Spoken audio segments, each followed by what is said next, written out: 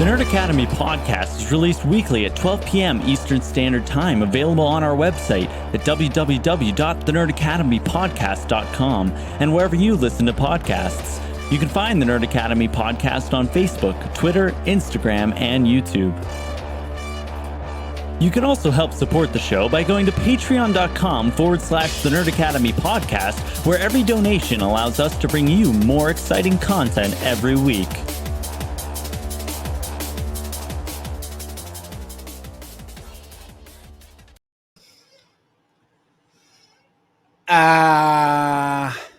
Good morning and welcome back to the number one Contender podcast, the show your favorite nerds talk all things movie trivia schmodown. I am your host, Jarod the Dark Jedi Bachman Stubbs, and joining me as always is your resident dungeon head, Travis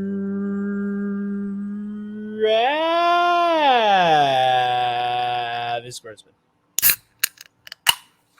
We restocked on cans. He's restocked on cans, everybody. It's good morning. It's something like that. Okay. So, for those of you at home, I need to take some decongestant. I can already feel my sinuses doing the gross stuff. Are we full stashing it right now? First of all, A little bit.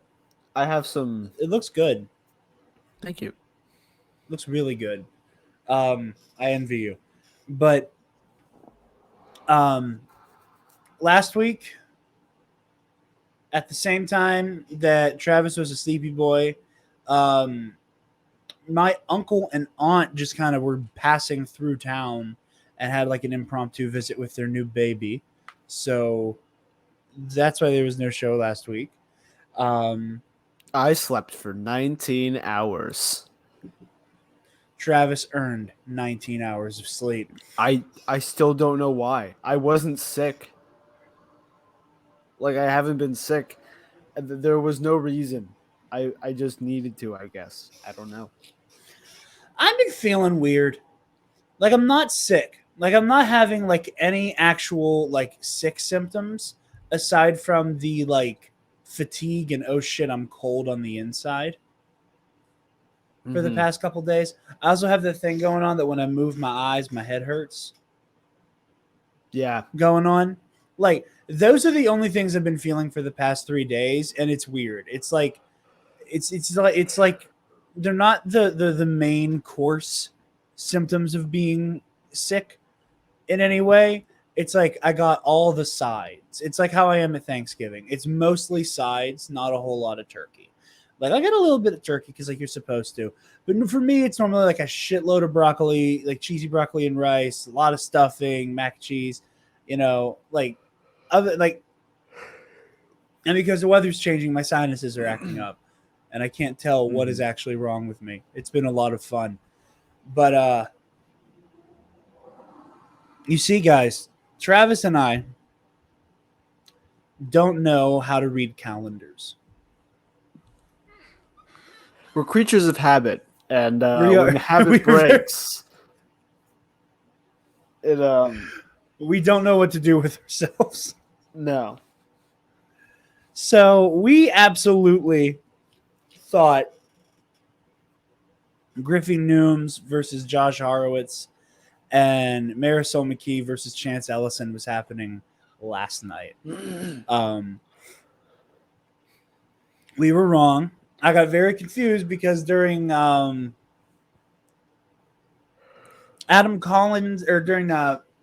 Deception versus Chaos Theory, it was they kept saying Saturday, and I was like, what? Wait, what you talking about? I even watched that yesterday, and I didn't catch that. And I still asked you. It's like, hey, where's the pay-per-view link, buddy? So I can watch this and then go to bed. And you were like, nope, not today. Nice try. So next week, we will be covering that. A moment, trying to get the schedule pulled up. We will be covering that next week. It'll probably be the first match that we cover next week since we are missing a match this week, technically. So stay tuned for that. But at the end of the show, we'll probably do a prediction segment. So without any further ado, Got a lot to catch up on. we do. What all was last week? Because the schedule's not showing me all last week. Let me get the YouTube pulled up. So I think the last show we did, we left off at Ben Bateman versus Paige Fabretti. Yes. Might just be the upset of the season. This is another like here's the thing with Fabretti and Bateman. This has identical energy. Did we talk about Paul Walker Hauser and Paul Walter Hauser and KO? Yes. Yes, we did. You're right.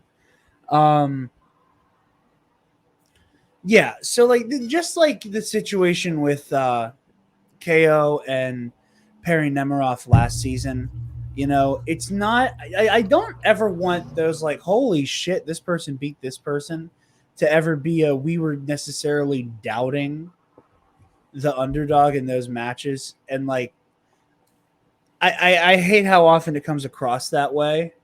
Because Fabretti, she's good. Like, she's damn good. It's her rookie season, and she's doing an incredible job. Same thing with Perry. She's been around for a very long time. It's the like, that's not a good example because the joke is it's Squirrel Girl, freaking Squirrel Girl. But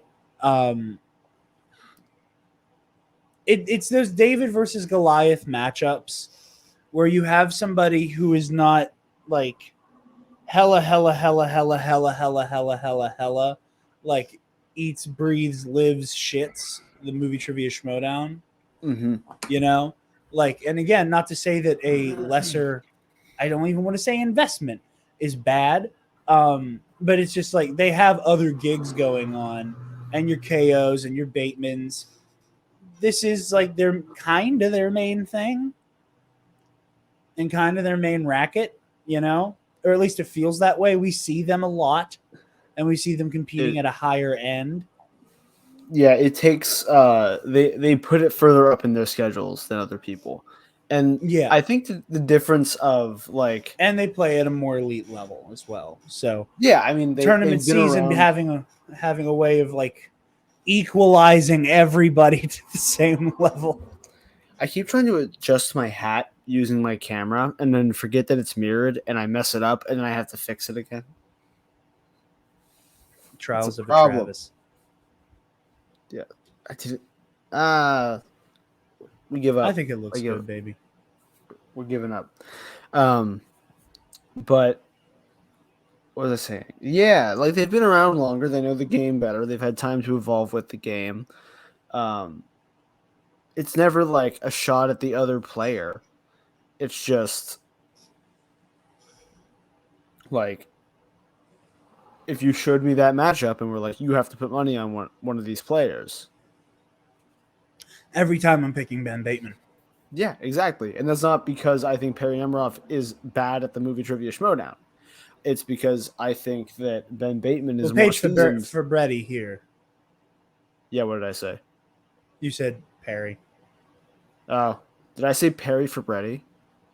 No, you just said Perry Nemiroff. I was just catching you before somebody else in the comments was an ass about it.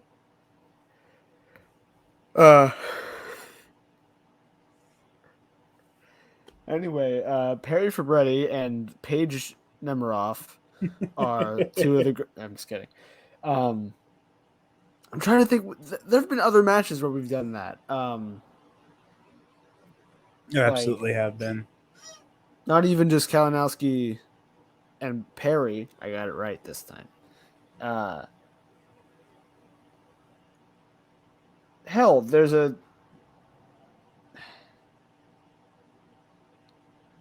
I mean, that's how Star Wars worked for the last 3 years.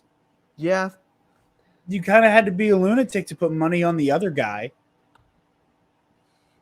So, like, upsets happen. Who did Ty beat in his round 1? That was an upset as well. Because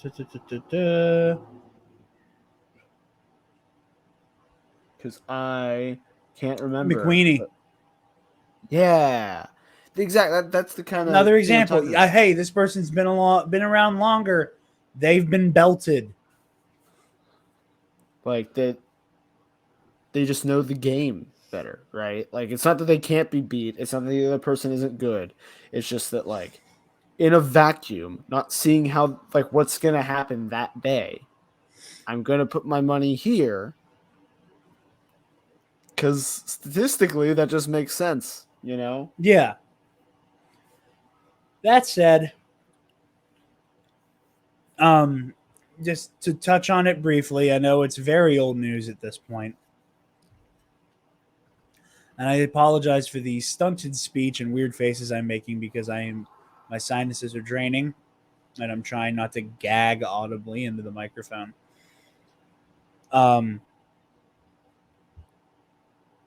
Don't be a dick and harass these people. Crazy idea. Crazy idea. It's a game. Don't be a prick. It's so disappointing because you and I got so excited whenever Jess Schloth played Dan Merle. And the way that the comment section of mostly men were either not immediately discounting Jess, talking shit on Jess, doing the kind of shit that happened in the beginning, or not necessarily the beginning, but like the midpoint of Rachel Cushing's career, where she was getting at a more elite level and people were getting more and more shitty with her. I was like, oh, hey, people have grown. And then you turn around and then, okay, here's people like texting Bateman on Facebook Messenger? Are you well? Like, what the shit? Just don't. It's very simple. Go outside, touch some grass, freaking stop. I feel like there's maybe a disconnect with,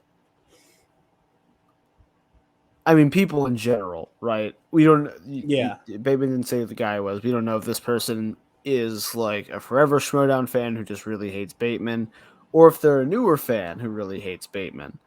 In my mind, I pictured somebody newer who didn't know what kayfabe was and didn't understand because of how the Schmoedown's played currently. Because I was thinking about this listening to, because I listened to Backstage this week as well. I'm 2 weeks in a row, baby. We can't be stopped. Same. But listening to Ben talk out of character about the game is just really nice, because that's one of the reasons I didn't hate his character when I first started watching, is because I knew he was a nice guy. I just like the douchebag villain, so I immediately fell in love with him for the opposite reason. But I was like, I know he's just like a good guy and passionate about things he likes. So I know that like that's kind of how I figured out, like, okay, this is all like these people are acting and doing bits and stuff. So to hear him talk about the game the way I know Ben Bateman to talk about games makes me happy. But also hearing like Robert Parker talking about the game out of character and like talking up Saul, which you'd never hear him do in a match, right? Where he mentioned there, like, the spider has no nice words to spare for Saul. Robert Parker, however, really respects the guy. And is like, hey, remember, he scored more points for his faction besides Thomas Harper than anybody else. and it sucks. No one's gonna remember that. They're gonna remember the fact that he choked at 2 live events, and I will go so far. And like, granted, we'll talk about Saul versus Brandon Hanna, Robert Parker. You can tell what's still stinging for me. I think a lot of that has to do. I think at Collision, I think Saul choked. I don't mean that in a bad way. It happens. At a live event, would probably choke. I can't, I'm not talking shit on the guy. I think he had bad luck this second one. I think a lot of people are going to say that he can't play in person because of it. And I don't think that's fair. I agree. But to circle back, it's weird listening to them talk about it.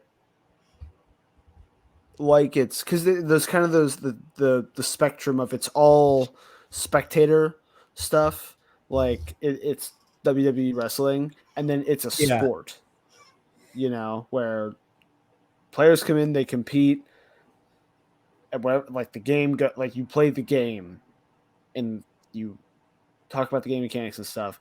And I think right now we're closer to this. It's like the game end and further away from the wrestling end. But we're still in the middle. And I don't know how I feel about it being in the middle. And I feel like that's part of why it ends up this happening. But I think maybe because we're too far to one side might be why it's happening. So maybe going back into the middle again next season, or maybe further over to the other side, people will be like, oh, right, they're doing characters, and it's for our entertainment, and these people are not actually mean. Yeah, then that's another really weird thing here, is that, like, having been around only slightly longer than you have in the fandom, like by a year or two,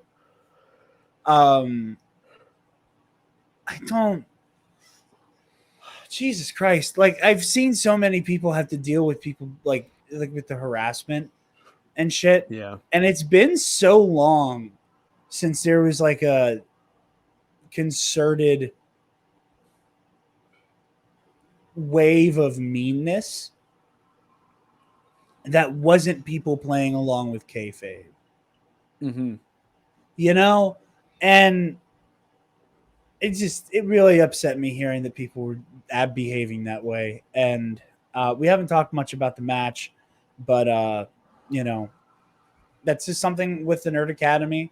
We've always talked about is, we very much believe in and want to see more safety and more safeness in our fandom spaces. And there's a special level of biting the hand that feeds that comes specifically with the Schmodown when you harass players. Like, harassment in any case is not good, but when you're going after the people making the thing you like, on really this level, it's not only is it stupid, it's bad. So Shane Bateman's season's pretty much over except for the teams tournament. Oh, yeah, he is playing. I keep forgetting he's playing in the teams tournament. Yeah, I keep forgetting Danger Zone's in there too. But sorry. To kind of close it out, right? I don't like Chandra the Chosen as a I hope he loses when he plays. I also think he's done a lot for the division in a time where the Schmodown needed a lot because of the world dying. Yeah. And if I saw him in person, or for some reason was in direct message with Chandru the real person, I would tell him that and not, oh, by the way, I hate your character and I hope you lose every match you ever play again. Yeah, exactly. You just go, hey, I get not liking a player. I understand. They're doing a character. Stop. That is all. Yeah. It's giving me like being a Star Wars fan PTSD, where it's like, God, for the love of God, for the love of shit, please stop it. Let people enjoy things. You assholes, don't attack people. Moving right Speaking along. of Star Wars, Yeah.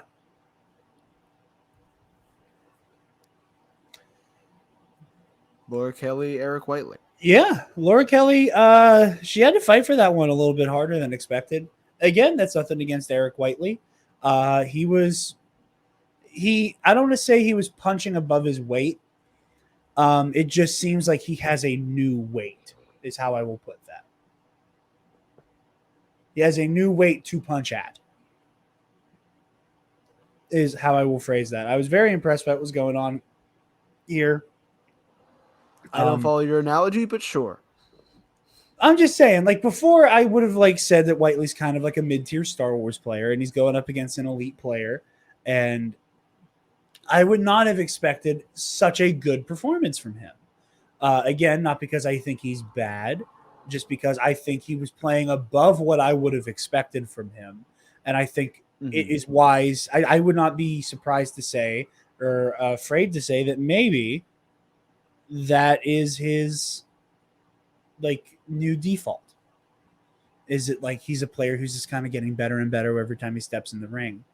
I will say, because as Mr. PJ Campbell himself said, the the question difficulty in the back half of this season has spiked. And especially in Star Wars, it feels like they are not taking any prisoners in the galaxy far, far away. I am man enough to admit I missed a lot of that Last Jedi category, and I'm embarrassed by that. It was like, oh, this is my favorite Star Wars, and I'm just whiffing on every question. But yeah, no, this was a really cool match. Again, with the end of the current format and the changes that are happening next season, I'm very curious to see. Oh, goodness. Very curious to see where Mr. Whiteley will end up. You know, I really like seeing him play. I'm also like just pulling up the match here to like scrub through it. I forgot how cool his General Grievous t-shirt is. Didn't watch it, only listened. Eric the Knight Whiteley, if you ever catch this episode, please tell me where you got your General Grievous t-shirt. I would really like it. But yeah, like there's just some wild stuff in this match. And it's leading to a matchup I wasn't expecting. And we'll get to that with the other Star Wars match that we're going to cover. Because as I said in my name, my brackets are officially busted.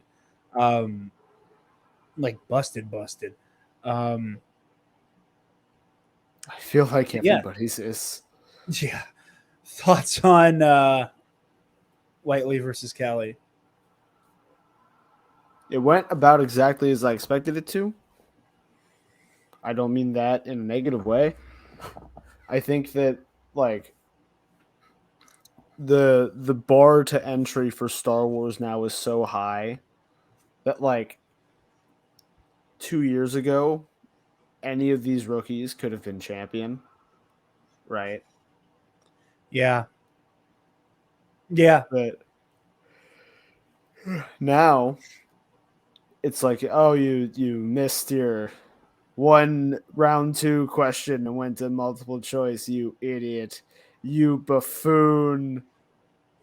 You had to check down the multiple because you couldn't remember the name of the bartender in the Mos Eisley Cantina. You couldn't remember the name of Extra 45 and Scene 612 of the specific the name of the ET senators in the Phantom Menace. Not the species, the name of the sitting senator. But yeah, no, I'm excited. Man, I am looking forward to some Laura Kelly versus Gold Leader. I can absolutely say that will be a sight to behold. Yeah. It is. I'm so sorry. I'm so sleepy. Yeah, it's going both ways. It's fine. Yeah, it's something about that's the other weird thing is like we talked about the Bateman. I almost said Perry again. Page because he played Perry. That's why I'm He doing played that. Perry, yeah. But like there's rookies now where that situation doesn't apply. Like Gold Leader, I've been putting up as I had a pretty 50-50 with Scrimshaw Gold Leader for me. Griffey Newman I've been putting up as winning most of his matches because he's insane.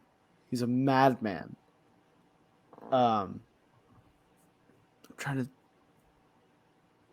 Most of the rookies from the exchange are like you can't look at them playing a champion player and go, yeah, okay, I can safely bet on them losing, and then like if they win, they win.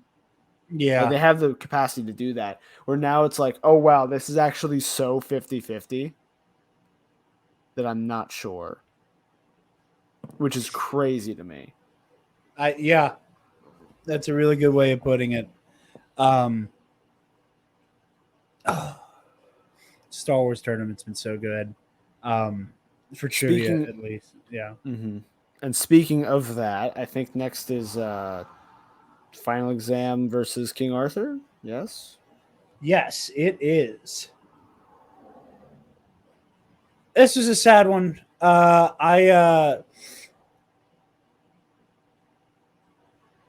Final Exam played really well here, and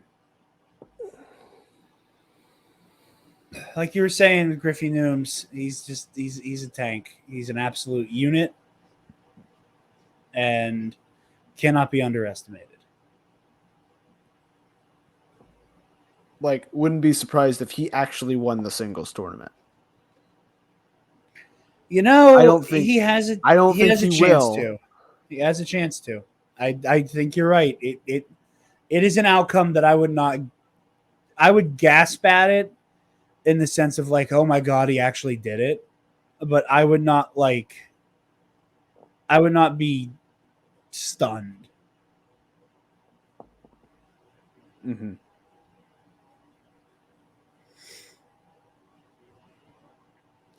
But yeah, it was just such a neck and neck match. Just like the other team's match we're going to talk about. But man, I don't know. Part of it is just rooting against the exchange because points. But also, I don't believe in points. They're not real. I know you don't believe in points, but I don't know. I really like Final Exam. Mm-hmm. Like, they're absolutely just these like wholesome guys that like I will never root against until they're up against one of my favorites. And it's like, and at that point, I'm not even rooting against them. It's not that I'm rooting against them. It's that I'm rooting for another team. So, yeah, I don't know. I will see what happens next season with Final Exam. Again, we don't know I mean, I would not be surprised if Final Exam is one of the teams that stay together next season. Simply because each faction keeping 5 players, one for each division, and then a second general trivia player for teams. Again, Corruption is going to be the most versatile faction because 2 of the heavy hitters who probably won't go anywhere are all tri-divisional. And that's conversation for at the end of the year for whenever we find out what's actually happening with the next season. But yeah, no, I was really disappointed by Final Exam's defeat. Not in them, they just really were going for it, and especially after the way Lon kind of like smacked King Khan in the mouth in their singles matchup. That was like satisfying, not because like I wanted to watch Khan lose, but just because Lon clearly got excited by knowing that last question. So yeah, that was a disappointing loss there, but we still got Lon and we still got Paul kicking around. So in their singles runs, so we'll see how that goes. Any thoughts before we move on to the next match? Pretty much everything you just said. I'm excited to see what Right, King Kong can really do when they're not in a hotel lobby. Yeah, that's true. Travis, we got this one guy. Yeah. Bill the Animal. I'm sorry, William the Beast. I'm sorry. No, I'm sorry. I don't know that guy. I knew No, Bill you the don't know Animal. that guy? I don't know William the Beast. I've never heard of him. He sounds like he writes a lot of rules, though. He certainly does. So he writes a lot of rules. That made me laugh so hard. The understand the rules? I wrote them.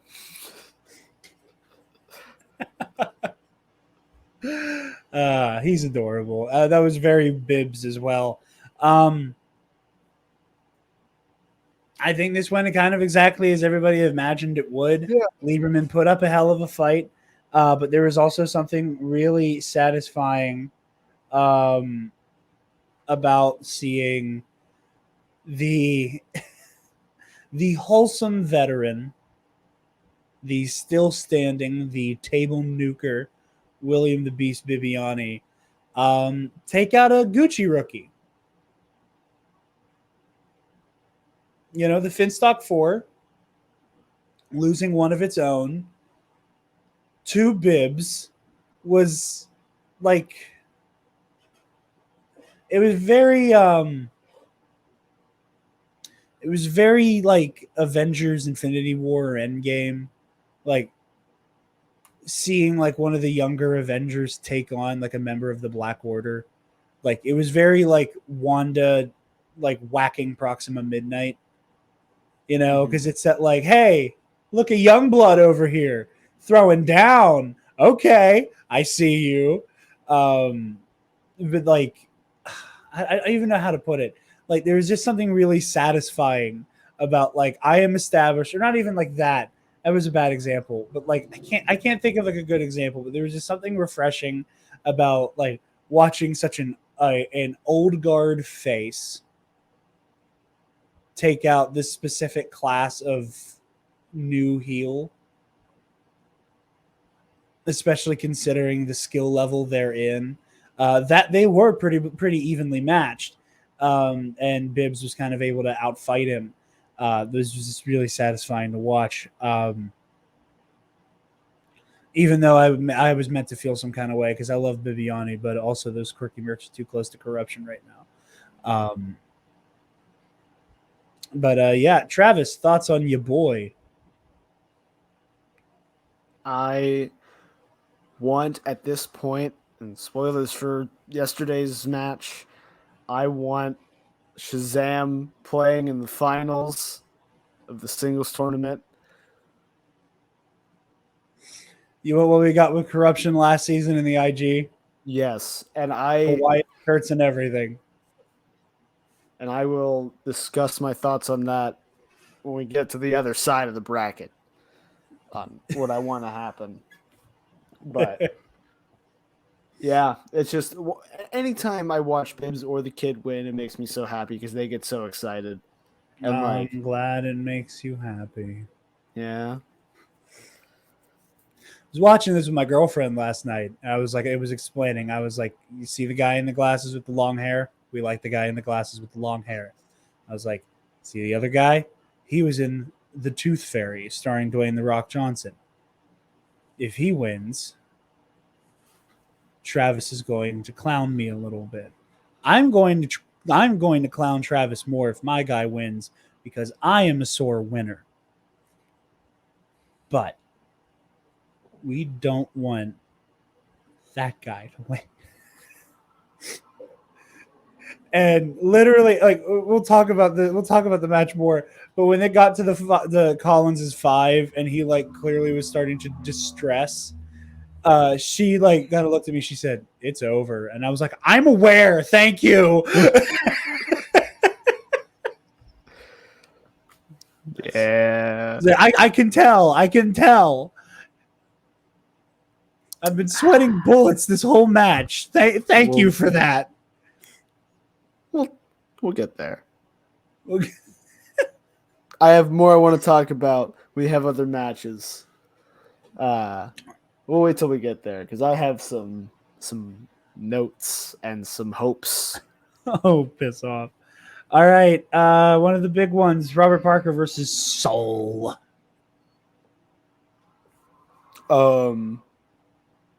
Saul clearly can never play in person ever again. He will only. I can't even like come up with a joke that doesn't just sound incredibly hurtful. Okay. Not a joke that could come across hurtful, but a bit that I think would be like obviously a bit, but is funny and also kind of cool. As to make a point and also make himself more dangerous. Saul, comic book villain style, uploads his consciousness to a computer. So he can never actually play in person. So he's never actually in person. He's just a computer program pilot, like Ultron style. Like Saul basically becomes Ultron. And like not like in that way, Saul is both never in person but everywhere. I feel like that gives him an unfair advantage. Saul respects the game too much. He wouldn't just automatically Google shit. He wouldn't brain Google stuff if he didn't just have it off the cuff. But no, this is a really. I think they both played hard, but round 2 just wasn't kind to Saul. Mm-hmm. Like I remember watching this one. What was this? This was last Friday. This is the pay-per-view last Friday. Yeah, and or not pay-per-view, but like the. No, I think it was pay-per-view. I can't remember. Pay-per-view. But I remember watching this one, and you know what's crazy? Like having it pulled up on my computer right now. I'm going to screen share. And again, this is why like the most dangerous thing about the Movie Trivia Schmodown is that it's on YouTube and has a goddamn timer ticking down. The fact that we're this far in and it's round 1. Yeah. The easiest way to spoil yourself for the outcome of a match is paying attention to where this bad boy is. Also, I'm very sorry for that pause face, Saul. I remember seeing the length of the match and was like, this either they just move really quick or someone's going down hard. Yeah, that. Yeah, there are 2 options, and it's probably the second one. But hey, it has been the first one. Yeah. I think Robert did talked. Saul spin opponents, or did he just have a sour category? No, he kept what he spun. I happened to just go right to his spin. Good. I can't remember what he spun, but I know he didn't snap keep it. He thought about it. Yeah, swashbuckling adventure. I remember now. I think that was a mistake, and Coy, not just like obviously it was. We know it was. Coy talked about in to skip ahead the kid and Adam Collins' match, keeping a category for you, not thinking about the other player, right? Like, yeah. if you spin a category, like if I'm playing Mike Kalinowski and I spin James Bond, my thought shouldn't be he's going to pick up all my drops. It should be, am I going to drop questions? Like, how confident am I in this category and this wheel? Yeah. I think, and I'm not Saul. I wasn't there in the moment. Maybe in that moment he went, no, I'm good on this category. I should be fine. But Robert has admitted mid-game, or no, maybe it was in a post-game interview, that they've been studying swashbuckling in the dungeon. Yeah. That like they've been putting time into that category, which makes sense because it's new. The questions aren't going to be as deep. So if and maybe Saul didn't know that or hadn't heard that, I don't know. But I think if I'm there with that wheel and I spin swashbuckler, I spin again. Because the worst case scenario is I hit opponents and they give me swashbuckler. Right? Yeah.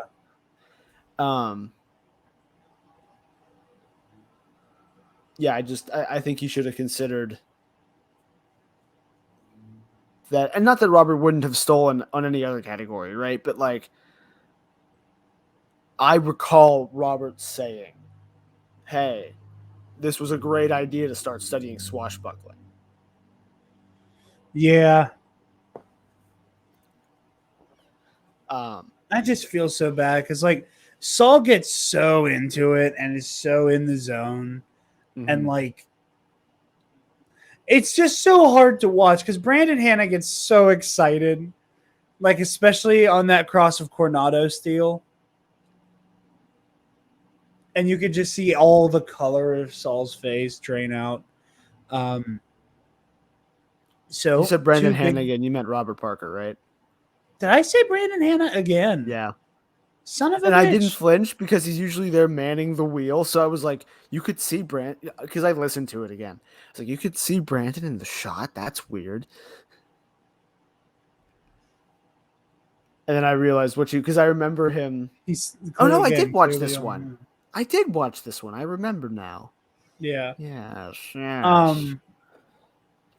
Okay, so 2 questions. Yeah. First of all, the most important one. The Dungeon Gnome versus Cookie Cop. Who you got?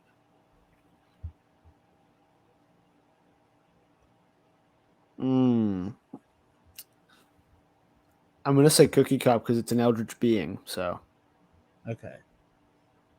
So, like, in a street fight, Cookie Cop can take the Dungeon Gnome? Yeah, he opens up like Eldritch Horror Doctor Strange. The tentacles come out, grab the gnome, pull him in. Which I want in live action. I want live action Eldritch being Doctor Strange. I do too. I do need too. That in my life. Also, Kaiser, you hear that? Our strange, terrifying little mascot can take your strange, terrifying little mascot. Second question, it has way less weight to it. Who do you think and or want to see Robert Parker face off against next at Spectacular? Who do you think it's going to be? Because he said he knows who he wants, and that match has already happened. Yeah, so he knows who. He knows who he's getting. Yeah. The way he was, I like how he was trying to not give away that he wanted to play Amaru over Mike. See, I got the opposite. I got the like longtime dungeon corruption rivalry that he was like, yeah, I want Kalinowski. Like, no, see, I want. Well, he said like the way he said it was like from the perspective of I want to win. He knew who he wanted, which was I would assume Amaru, just again because he's a rookie. Yeah, and that is the only thing he has against him. Another rookie on the warpath to a belt this season, by the way. Yeah. Like I cannot remember. I don't think it's ever been this way where like this many rookies have gotten this close. It's insane. Mm-hmm. The way it sounded was like he was trying not to give away that Mike defended, and that he would have rather played Amaru if he was looking to like just strictly win, but that that playing Mike, like you said, is the rivalry and the challenge of playing Mike Kalinowski for a belt. Which, like, as someone who wants Robert to win, I want him to win it from Mike. And that's nothing against Amaru. Yeah. But I think that's just, it's one of those things where, like, if you're Robert Parker, you're like, I get to say I took this from Mike Kalinowski. Yeah. You know? Who Plus, has now again, defended it. It's just At that another point- notch in that rivalry, you know? Who at that point would have defended it twice in a row. Which has never happened before. For Intergeekdom, I don't think.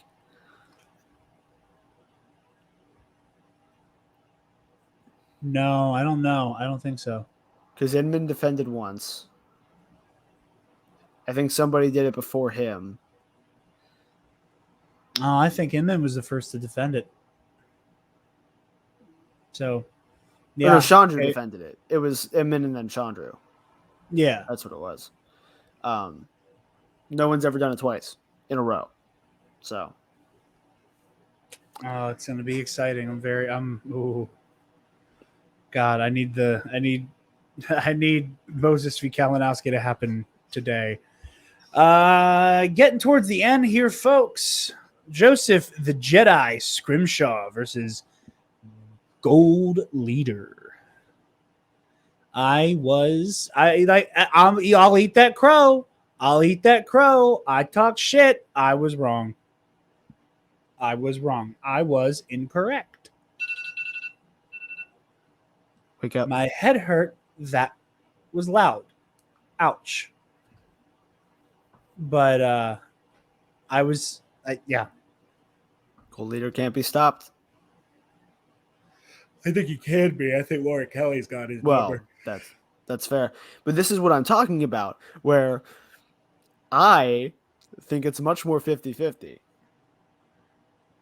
And that, like, not that Laura can't do it or the Gold Leader's, like, can't do it because he's a rookie or whatever. I think that there is this weird confidence to the, like, they just feel like they know the game already. Yeah. Like, Robert had that problem last year where, especially because of the digital format too, where he started to break down when he would start to miss, you know, and he missed in round one. He missed 2 questions and didn't budge because Kaiser was right behind him being like, hey man, you got this. Like, you're fine. Right. They're one of those matches that just the chaos magic emanating from Kaiser, like more so than normal, with like the goofy little hat on with that, like, again with that last match. Like, good God, like Kaiser is just a walking buff for players. Like, he literally like we like to make jokes about like Kaiser being like this like lunatic crackhead. He is like the support main. He's the lunatic crackhead dad. That's his whole thing now. It's like he shifted this season from being like crazy and doing crimes to being crazy and doing crimes, but for the benefit of his team. Like, he just became such a dad all of a sudden this season, and it's been so good for everyone in the dungeon. It's awesome. But yeah, so I think that like Gold Leader and Griffin Newman do not have that new player smell, right? The like, oh, we're still getting used to what it feels like to miss or to not be on the ball with these questions. They are just already, yeah, I missed, no problem. I have points to spare. It's fine. Like, oh yeah, I had to use my JTEs here and here, and I know when to check down to multiple choice, but I know that's a detriment, so I should go for the JTE. Like, they're so in tune with the game already that I think to count them out from Laura, like, it's so coin flippy to me. And I am a lot more coin flippy at this point, quite frankly. That said, I do think it is Laura's match to lose, and like a lot of that has to do because, you know, friend of the show, I'm always going to be rooting for Laura, obviously, but like, I I think that she has had a few more like gnarly pools this season. Like she's had a couple more questions that were just out of nowhere that just leave you going, how the hell, like that character even had a name, you know, has me going, that character had a name, you know. She's also Like, played less though. yeah, that's true. Like she's 3 matches to gold leaders 5 now. That sounds this right. season. 5 sounds correct. But So yeah, no, I mean, I think this was an upset. I was going in with all my money on Scrimshaw. You know, he played well. He was adorable. He was fun. Yeah, gold leader walked away with it.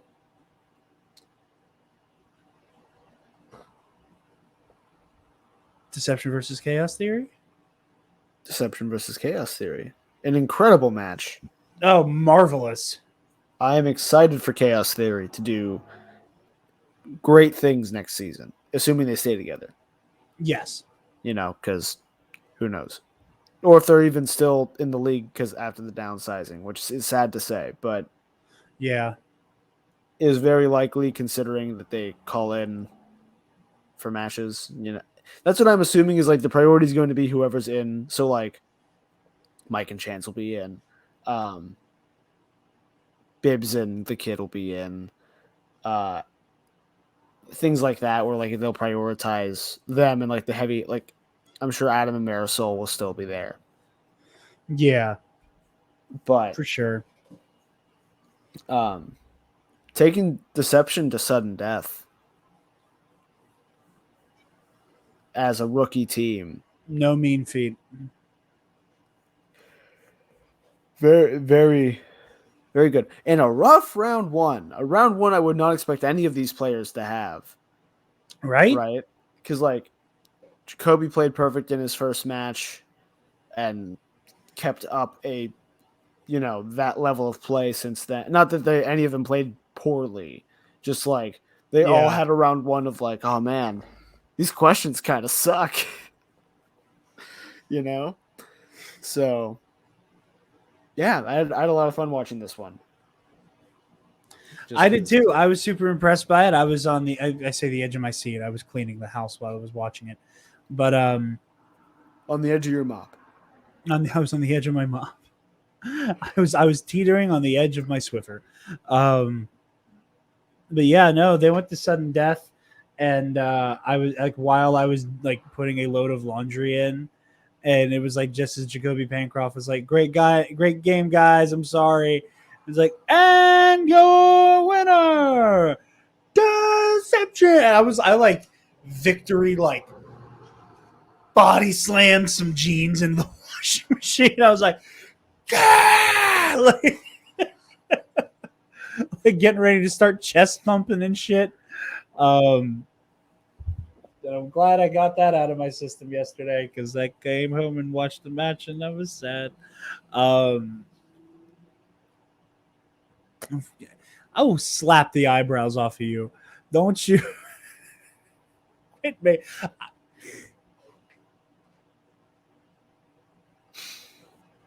Adam Collins won his match. Goodbye. Stop! Move away from the cookie jar!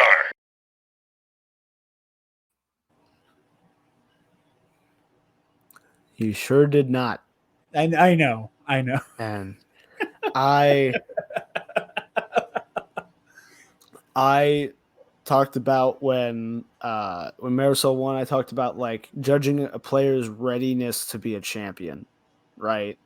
Like yeah. readiness to not just play in that match, but win it. I think Brandon's ready. I think he's there this season. I think it's time. And not just because he beat Adam, right? He's been playing like a monster all season. Like, he loses his first match every season. He gets his one and done. It's fine. But, like, he had that really close call with Jacoby, and he didn't budge, right? He takes Adam to the 5, and Adam doesn't pull the 5. I don't know who he's playing next. I haven't looked at the bracket in a while. Wait, hold on. I just need to stop now. I just realized I kept saying Brandon Hanna. But every time I said Brandon Hanna, I was hearing in my head that I was saying Brendan Meyer. Because I kept making jokes about thinking about Meyer. And I just realized we've been saying Hanna this entire time.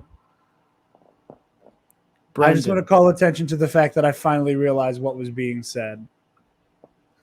And that the kid has been on my mind rent-free. Because he's gonna be the champion. He's gonna be double belted at the end of the season. He's got to get past Marisol or Chance. I think he can do it. He's got to weather the storm against Adam and Marisol, who are taking the teams tournament. Nonsense. Looking for the singles tournament bracket that I cannot find currently. I might have it as an overlay here. Hold on. That is not the No, singles that's Star tournament. Wars. That's teams. One moment. We are professionals. Singles bracket. 2021. So I can't remember who he has to play now, or who he potentially has to play now. So currently round 2 looks like Dan Murrell v. Lon Harris will play winner of Mike Kalinowski versus Janine the Machine. And the kid will be playing against either the Barbarian or Paulo Yama. Right. Okay. So basically, because Barbarian Paulo Yama, I'm picking Paulo Yama. So it looks like Brendan's going to have to beat just a bunch of former champions to get to the champion match, where then he'll have to beat Bibbs, because Bibbs is also going to win his side of the bracket, as he does. And then he will play either Marisol or... I think it would be... First of all, I want Chance to win the singles belt, because he is also a player, I think, that is ready to do it. In the same vein. We'll talk about that in a minute. I don't know who I want to win. Obviously, it doesn't. The points go wherever they go. I don't want Marisol's historic win and historic reign to be short. That's fair. I really don't want it to. Chance isn't going anywhere. Chance, I think he's capable of just knife fighting his way to the singles belt anytime now. I want to see Marisol come out on top, if I'm being honest, but very narrowly, because also my fandom of Corruption, the team, and Chance as an individual is really strong. I just feel like Chance can pull this off anytime. I want to see Marisol's reign last a little longer, but that's me, and that's also me being kind of whatever. But as you were saying, I think that's true for Marisol as well, right? That she, yeah. I think we'll talk about this in a minute. But regardless, I'm pulling for Chance. I have reasons I'm pulling for Chance. I am not going to be incredibly upset if Marisol wins. Obviously it's two Corruption players. There's no way for me to go my person lost. They're not really my people, but I think they're both great players. I'm excited to see them play at that level, and I'm excited to see Brendan beat whoever wins that match. So, I think, dude, I think it's his time. I think it's finally, he's ready. He's confident enough. He has the confidence in himself. And He you has think the poise, bibs, Padawan mind. can best the master here as well? I think he can. I think he will pull some kind of weird 5 BS over bibs, and because Brendan got a perfect round 2 He played a perfect game. He played a completely perfect game. He got a round 2 category that he almost spun away from. He was considering it and then went, no, I think I'm confident enough. I think we can do this. And then just blew it out of the water. It's awesome. And then with Jacoby Bancroft, right? He was down by 4 going into round 3, didn't blink. It was his match to lose. And I mean, at the end, he breathed a sigh of relief, as I did. Yeah. I remember because I was in a Sheetz parking lot and I was pumping my fist in the air, like, yeah. And everyone around me was like, who is this guy? And I'm like, doesn't matter. I don't live here. And I peeled out and left State College. Oh, that makes it even better.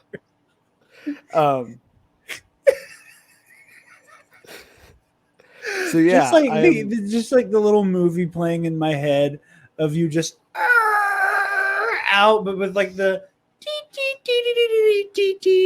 like the Quirky Mercs music. I think he's ready. I think it's his time. You think so? I think so. We will see. Adam fought valiantly, and this is just the proof that. I mean, again, he didn't know his 5. You know, like that's what really did him in. And it's because like that, you can tell that he kind of knew his 5. Like he was right there. He was in the ballpark. He was what you and I say when we play along all the time. Is like, son of a bitch, I can see his face. Yep. You know. But yeah, that was it was a heartbreaker, but we still got Adam in Thames. With New York happening tonight, at time of record and time of upload, barring acts of God. You said you have your reasons for rooting for Chance. Not necessarily rooting for, but like why my money's on him. Okay. Right. I think Chance and Marisol are I talk about the kind of player Chances a lot. He's like my example for this kind of player. He's at 90% all the time, super consistently. And if you are above his 90%, you will beat him on that day. And most likely you are not. So you will not beat him on that day. I think Marisol is the same kind of player. And the only thing holding her back, or that was holding her back, was a slight lack of confidence. Okay. Just in watching her play, like I remember at the beginning of the season, she like missed a question and got kind of shaky, right? And Shannon was able to like talk her down. She won her match, and Shannon was like, "Hey, you're fine. You missed a question. Who cares? You're gonna do fine." And then she did. She has that super consistent like pull rate that at Chance Ellison does. And especially now that she's done what she's done, I think she has the confidence to keep it up. I just think Chance is more seasoned, right? Like I don't know where I was going with that. He is so comfortable in that pocket. Yeah. That he will not it's not going to bother him to miss a round 1 question or to have to check down once. And that means Marisol has to be playing like just that notch above. And either of them are capable of that. It just depends on who strikes down a little less probably. And they both have the benefit of it being lax from the, they're both corruption standpoint. Not that either of them are going to like not try, because we saw that not be the case last year too. But just that there's that lax, you don't have to worry about your opponent like doing mind games or like any weird stuff with the other manager. Like, Do we know because Shannon can't manage both of them this time? I bet good money KO's managing Chance, and That's what Shannon's managing. that's what I would assume, Me too. which is cool. There's no other word for it. It's cool. But yeah, I think that's the kind of player Chance is, and that's the kind of player Marisol is. And we've really seen Marisol come into her own as that kind of player. Yeah. And now it's time to test, but can you beat the final boss of this kind of player, right? Yeah. Yeah, that's true.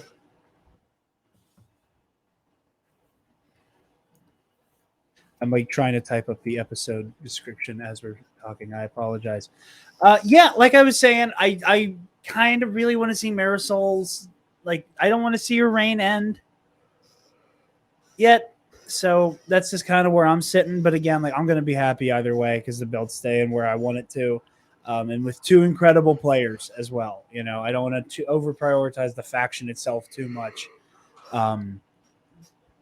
But these are two of my favorites, so I'm very okay with it. I have the schedule here somewhere. All right, so Travis, next week it's the Duel of the Daemons. Who you got? I mean, Alex. Yeah, I'm feeling Alex too, but did you see that Molly scored second place in some trivia thing at a con they went to? I did not. Yeah. I'm not saying it'll be an upset.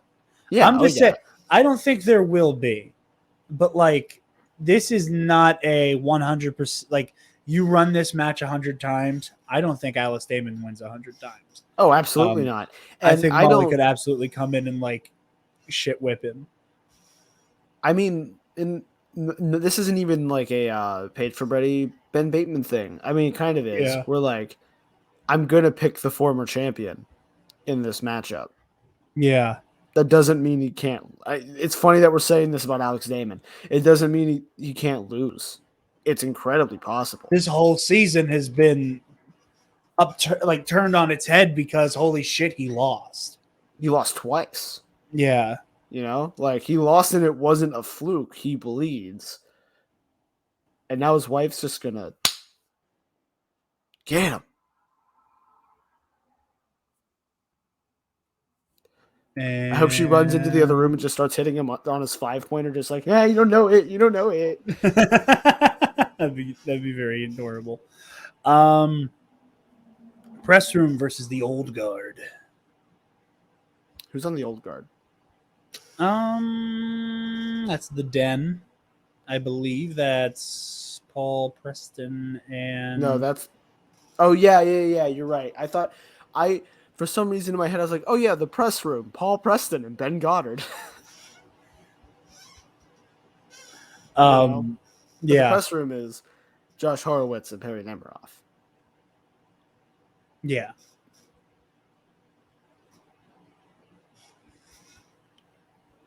I like press room here. Didn't they play last tournament? Maybe. Whatever. It doesn't have a 2 on here, so I don't think so. Right, they do that now. I like press room. Paul and Ben haven't played in a while. Yeah, I think I'm going to go press room, but no, I think I'm going to go old guard. I think Paul and Ben will be are just more consistent. I think they're just a more consistent team and they're easier to bet on. So that's fair. And Lon Harris versus Dangerous Dan Merle. Bah.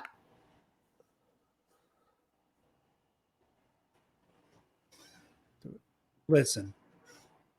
This is not a knock on Lon Harris. But holy shit. Like, could you imagine if he did this? Could you imagine? There is a part of me. That Squirrel Girl killing Thanos, going all the way back to the joke I was trying to make earlier, and went, I don't like it.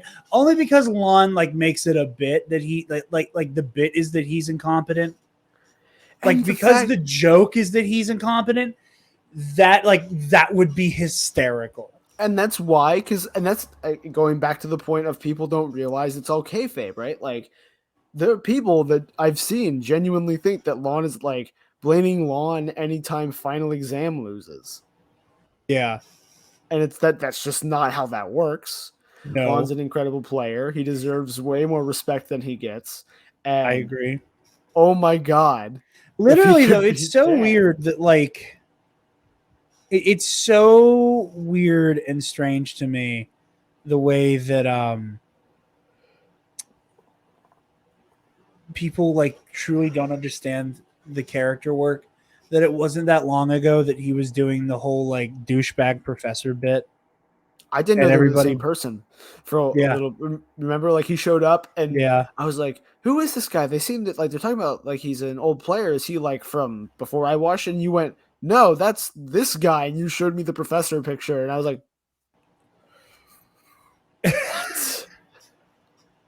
what? I hope it's like a character. I hope it's like a character thing. There's a bit where in the same way that we have like Winter Soldier guy who can get like turned back into douchebag guy with like the code words. Mm-hmm. I hope the same can be done to Lon, where he'll like out of nowhere turn back into the professor. I think that'd be funny. But yeah. I think that's all we got for you guys this week. Travis, where can the lovely people find you, brother? On Twitter and Instagram at Travis Political. Yes. Jarod. Yep. Where? All right, we're going to speed run this. You guys can find me on Twitter and Instagram at DarkJedi2552, and you can find the Nerd Academy podcast on Facebook, Twitter, Instagram, YouTube, and on our website, www.thenerdacademypodcast.com, where, if you're feeling generous, you can donate to our Patreon. Give me $1! Speaking of our patrons, thank you to our $10 alumnus, Fikey's Boomer Burner, the Waffle Wizard, Delta 9, Zach Knaus, Michael Armburst, and Alex Jones's Gayest Frog. Be sure to consider the $5 tier where you get access to the KNR Versus series. We have the Halloween matchup up now. Dreadgear Possessed Skier versus Savajo Press. November is going to be Cade Skywalker versus Ulik Keldroma. So be sure to tune in for those. Heroic History 101 is going to be back this month. I actually promised this time. Student store link, get merch, like, comment, share, subscribe, do all the things. Thank you so much for joining us. And smash. I almost clicked on the show intro. Smash cancer. Stop! Move away from the cookie jar!